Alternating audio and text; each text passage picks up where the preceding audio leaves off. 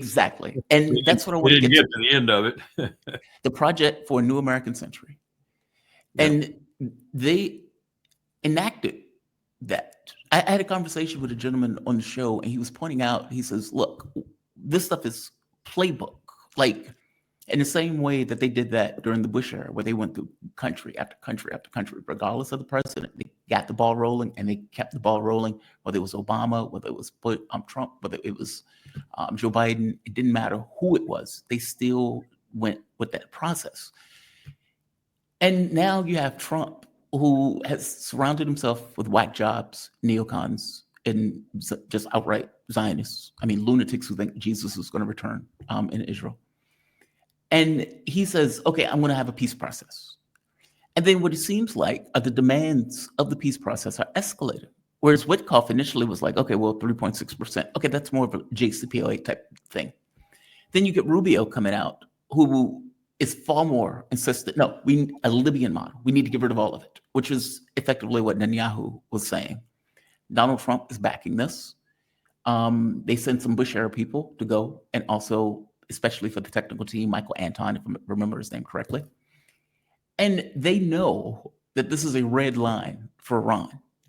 Now, there's a document called Path to Persia that spells some of this out, effectively negotiate, and it let Israel do an attack where you can say, well, we tried to negotiate. We did everything we could to negotiate. Is that how Washington works? Like, meaning, regardless of the president, regardless of the administration, that there seems to be a thread that goes through what is happening. I got to be honest, I'm very skeptical of the peace process that has taken place with Iran, because I've seen all of these governments collapse. Libya, Sudan, Iraq, Afghanistan, etc. All of them were invaded. All of them were attacked. And I know Iran is different because this is not 2008 or this is not 2016 when Trump was in the first time around. This is not your daddy's military either. Yeah. This is not your daddy's military. This military will get defeated if it attacks Iran. Really? You strongly believe it? I strongly believe that. I've done the war games. I've been in the war games. I've looked at what the Soviets used to call the correlation of forces. The Iranians have the advantage in the correlation of forces. Not only that, Russia is now on the ground there with advisors, with new equipment training teams, putting them in the latest fighter aircraft, giving them the latest air defense systems. Russia is on the ground. Russia has a defense agreement to a certain extent. I would call it a security agreement with them. And that security agreement essentially says that it has to be an attack, a blatant attack on Iran, which it would certainly be if Israel and the United States suddenly decided to attack Iran. Then Russia will come to their aid. China has more or less said we'll be behind Russia. So we have a very different situation. And I think that's one of the things that has caused Pete Hegseth, for example, at the Defense Department, to become really embattled at the Pentagon, because there is a segment in the Pentagon lingering from many years, certainly lingering from Lloyd Austin's time at the Pentagon, that wants the war with Iran and doesn't understand what I'm talking about with regard to the correlation of forces. They think the American military can beat anybody on the face of the earth, which is pure poppycock. We can't even recruit sufficient soldiers for our army to take on, let's just pick one, the one we're bombing mercilessly right now, which, like the IDF, we like to do because we are virtually immune as we fly these airplanes and drop these bombs. Yemen. We couldn't invade Yemen, Jamal. We couldn't. We could not invade Yemen without being cast back into the sea. It's that simple. We don't even have sufficient bottoms in the Navy to transport sufficient Marines to make an amphibious operation in Yemen. If we did, we'd get tossed back into the water. That's how weak we are right now. And this is one of the grave situations that concerns me, because we aren't weak in one area, one very significant area, nuclear weapons. Yeah. And we're going to put ourselves into a conventional conflict. You know, why are we doing these things by proxy? Why are we letting Ukraine fight Russia for us? Why are we letting Israel fight the Arabs for us? Why are we doing these proxy wars? We're doing them because we know if we get them, we'll get roundly defeated. We're being defeated even using a proxy in Ukraine. And Israel is about a week or two, I would guess right now. Haaretz this morning is full of it, away from a civil war. The way Haaretz framed it is Jews killing Jews. Yeah. And Lapid mentioned that, made we're that very statement. close to that. We're very close to that. And this business of they just dismiss the firing of Ronan Barr, the head of the Shin Bet, their FBI, if you will. And they did that because they didn't want a case. They didn't want anything to show legally what they had done. And he resigned in order to keep them from having to do that, to go ahead with the case that he was bringing in the Israeli legal system. At least that's the way Haaretz explained it this morning. So they know that they're sitting on a powder keg and they're trying to, get the fuse and dampen it a little bit. But I think it's beyond that. I think they're going to have a civil war, and I think they're going to be killing each other. And this is the end of Israel. This is the end of Israel as a liberal democratic state. I think it was already ended. It was an apartheid state, not a liberal democratic state. And this apartheid state and this bloody conflict in Gaza, and we must remember too, in Lebanon and now in Syria, is coming to a conclusion that the IDF is way overextended. It's got people leaving. It's got 7,600 cases, according to the Rehabilitation Division of the IDF, of PTSD. It's got 16,000 plus casualties now. This is not what Israelis, generally speaking, signed up for. And they're beginning to understand that the thing they came to Israel for, ultimately, the original settlers, if you will, and I don't mean settlers as in the West Bank, I mean people who came to Israel as a state from 48 forward and before even, we're looking for a safe haven for Jews. It ain't no safe haven. And it's dawning on even some of the most rabid Zionists that it isn't a safe haven. Now, the way they're reacting to it is, of course, we got to kill more. We got to kill more and more and more and take more territory and build up more of a buffer zone and such. And that eventually means investing Syria, Jordan, and perhaps parts of Egypt. And that's serious thinking by some of these more rabid Zionists. But what they're doing is coming into contact with the element of Israelis that still has some sense and still wants a safe haven and realizes that their pursuit of this greater Israel dream means perpetual war forever and ever and a day. There, how many Arabs are there? Count them up. You're talking about like billion people. 22 Arab states. Yeah. They may seem feckless. They may not seem to be able to do anything, but Hamas is proving, the Houthis are proving, Al-Ansar is proving that if you stand your ground and you do something, you can beat the IDF. And they're demonstrating that decisively. And that's always been Israel's goal, is to maintain that aura of invincibility. They call it deterrence. That's the reason they went on CAS-led. For example, you may remember I had a student in my seminar at George Washington who told me all about CAS-led because he was a lieutenant in CAS-led. He was an IDF member in CAS-led. Interesting. Their orders were to go in and kill everything that moved. Babies, women, children, dogs, cats, kill everything that moves because we've lost deterrence. You remember Hezbollah really handed them their rear end in July 2006, I think it was, sometime back then.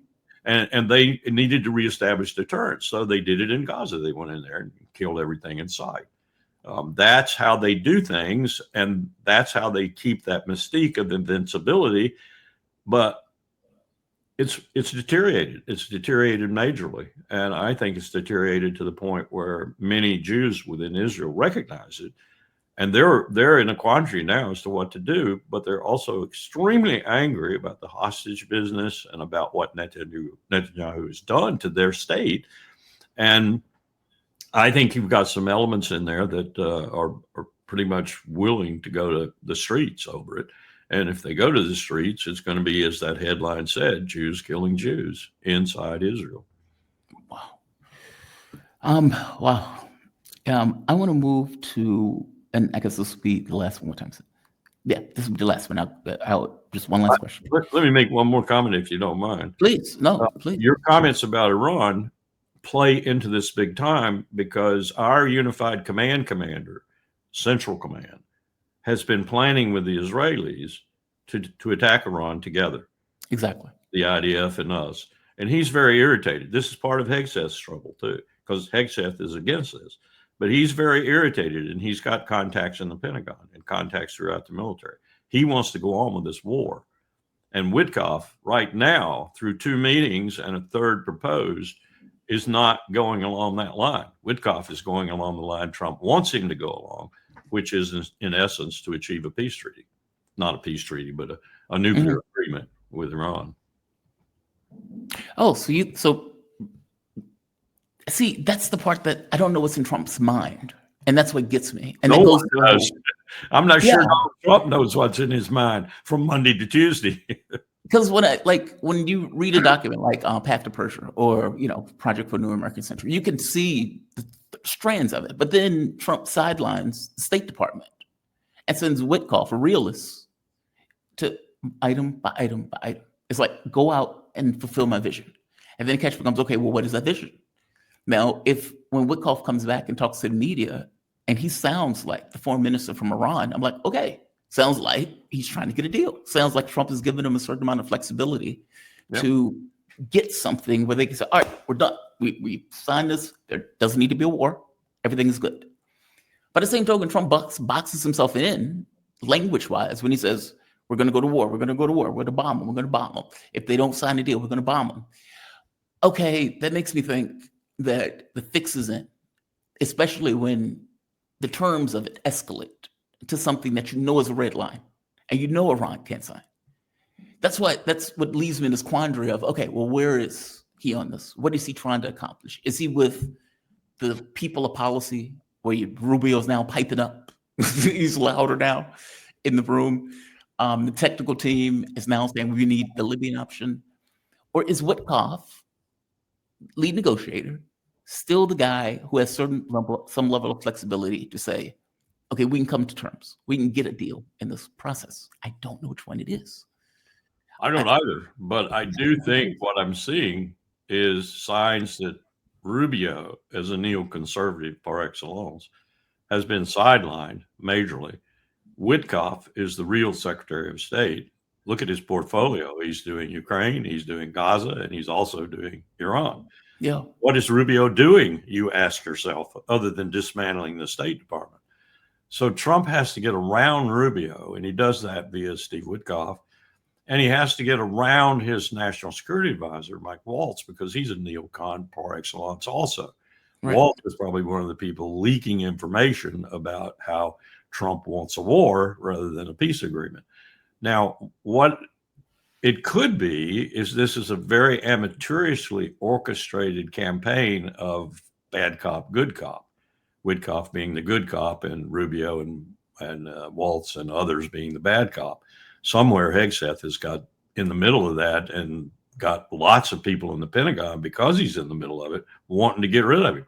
That's what's happening with Hegseth. This campaign to try and get rid of him is orchestrated mostly by the neoconservatives who want war with Iran and see Hegseth as siding with the president, no war, want a peace agreement, as being anathema. So they want to get rid of him. There are other reasons too. There are people who think he's a bad manager and so forth. But I suspect Hegseth will be the first cabinet officer to go, because this is a really hotly contested affair right now in the Pentagon. But it bespeaks the amateur hour nature of Trump's administration. But you could make an argument that what that does is present, and Trump says this from time to time, it presents an aura of uncertainty to those with whom you're negotiating with that helps you in the negotiations. Now, that only goes to a point, and look at Ukraine. That point has become, that point's been reached with Putin and Sergei Lavrov. They're sick and tired of it. They've won the war. They don't want to give in on anything, and I don't blame them, because they've had a lot of bloodshed and they've won the war. The war was started by the United States. The United States was using Ukraine as its proxy to try and hurt Russia. It failed. We need to admit that and move on. I'm not sure Trump can do that. I'm not sure he's a big enough man to do that. And when I say that, I mean a man who understands diplomacy to the point where he's willing to take a political blow like that, because it will be a political blow with that part of the bureaucracy and the political world that wants us to persevere in Ukraine. But that's becoming less and less. The polls show that fewer and fewer Americans are supporting the war in Ukraine and want it over. So if he's looking at it from a political point of view, it's a positive that he wants to end the war, but he's got to be willing to eat a little crow. And I'm not sure Donald Trump can do that. Well, I'm wondering if the peace deal that he put out there is his way of doing that. Not eating crow, but all right, I tried to negotiate. They don't want it. They don't want it. I'm out. I'm pivoting to China. And if you turn it over to the Europeans, it will be one colossal mess, because you've got leaders in Europe right now, particularly Merz in Germany, Starmer in England, and Macron in France, who on any given day are crazy, and particularly crazy with regard to Ukraine, and are not supported by their people. Their political systems are so broken, particularly in Germany, that they cannot elect a leader who has the support of a majority of the people.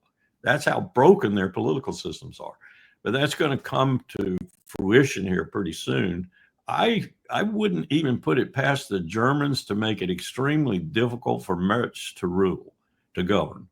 And maybe his government, if it even becomes a government, I understand he hasn't even put the coalition together to the point where it is a government yet. But if it does, it will be short-lived probably, because they do not represent the German people. The majority of the German people want nothing to do with Ukraine. They particularly are angry over the decision, apparently, to send Taurus missiles to Ukraine, a very destabilizing missile, because it does some things that the ATACMS and other similar missiles don't do. It escalates the war. And Putin has made it very clear, if Tauruses are shot at Russia, he's going to do what he did with the NATO people in the recent strike, where he killed a whole bunch of people who were in Ukraine conspiring against Russia, including probably some Americans. So it's a very convoluted situation right now, and Trump just does not do those situations very well. He wants it cut and dry, over with, and him to seem somewhat like he got a deal.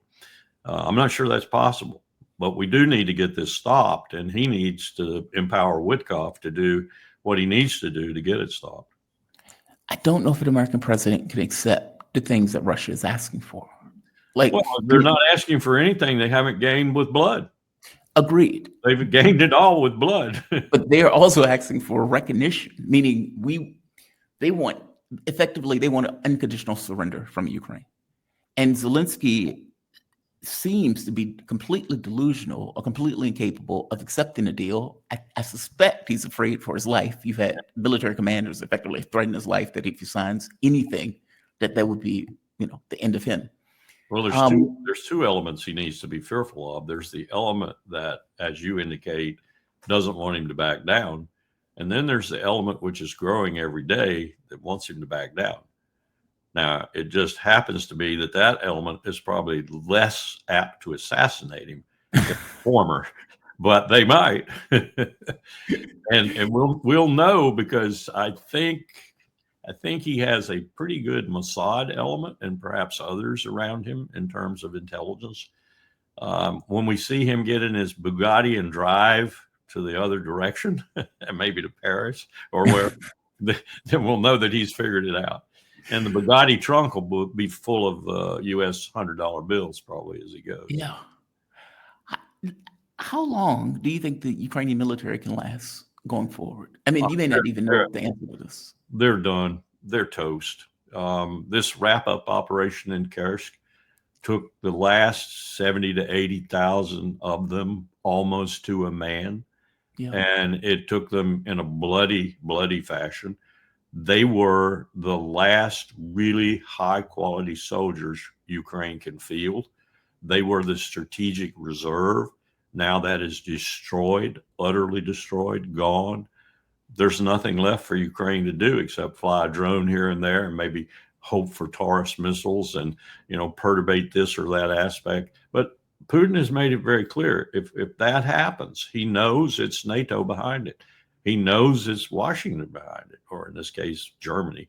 But I'm told that the Taurus, to be its maximum to reach its maximum capability, it needs some of the NATO assets that belong to the United States. Really, we call them we call them national technical means. Yeah. So this would be an escalation in Putin's eyes that might cause some real blows coming back the other way, and he's capable of delivering them, as he just showed. Yeah. You know, the idea that this was civilians that he killed is poppycock. If they were civilians working for the DOD Yeah. or civilians working for some other NATO security establishment. Colonel Wilkerson, I deeply appreciate you joining me for this. And I know the audience appreciate it. I saw somebody said, this is real military analysis. This is great. No, I really thank you for this. Colonel Lawrence Wilkerson, he is, let me see, I'll go to the other one. He taught for 6 years at the University Honors Program for George Washington University in Washington, D.C. He also is probably best known as retired United States Army Colonel former Chief of Staff for Secretary of State Colin Powell. Thank you for this. I really appreciate it. Great conversation. Thank you. You could also say I taught it for 16 years at the College of William and Mary. 16 years. That is a hell of a pedigree. Yeah. Well, 2005 to 2021. Go ahead. Okay. Well, take care. I deeply appreciate it. Thank you. Be safe.